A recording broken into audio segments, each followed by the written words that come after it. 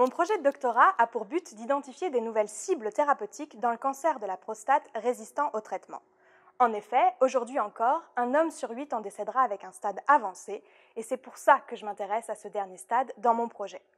Il a été démontré qu'il existe un acteur clé dans le développement normal et pathologique de la prostate, qui est le récepteur aux androgènes. Le récepteur aux androgènes, c'est comme ton voisin lors d'un cours. Si tu lui envoies un message, il va le transmettre à son copain. Donc quand le récepteur va recevoir des androgènes, tu sais, c'est l'hormone mâle, la testostérone, il va transmettre le signal pour que la cellule prolifère, donc que la prostate grossisse. Quand tout va bien, c'est normal, c'est dans l'ordre des choses. Mais voilà, en cas de cancer, c'est la tumeur qui va grossir. Les chercheurs ont donc proposé de venir bloquer le récepteur afin de bloquer la prolifération. Donc maintenant, imagine que vous êtes en examen et que tu envoies un message à ton voisin le récepteur. Là, il ne va plus le transmettre parce que c'est pas bien de tricher.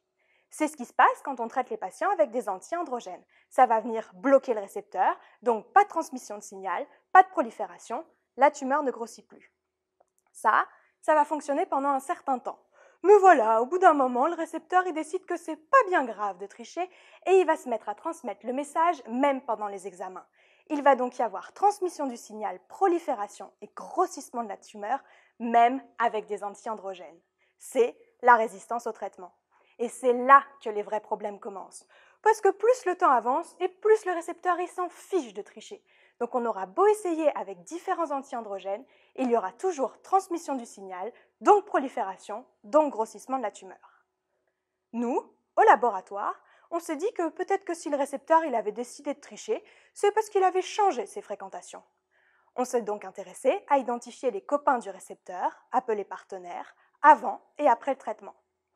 On a ainsi identifié 7 nouveaux partenaires après le traitement. On s'est donc demandé si c'était des bons ou des mauvais copains. On les a donc enlevés un par un de la cellule, qui est l'équivalent de la salle de classe, et là, on s'est aperçu que pour 2 copains, quand ils n'étaient plus là, on bloquait la prolifération. Ça voudrait dire qu'on a identifié des mauvaises fréquentations du récepteur qui le poussent à tricher. Ils sont là, le récepteur triche, ils ne sont plus là, le récepteur ne triche plus. Donc maintenant, la suite de mon projet, c'est de savoir si on retrouve ces 2 mauvaises fréquentations chez les patients qui sont résistants au traitement, et si oui, comment venir les bloquer.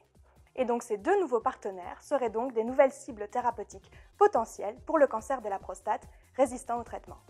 Merci.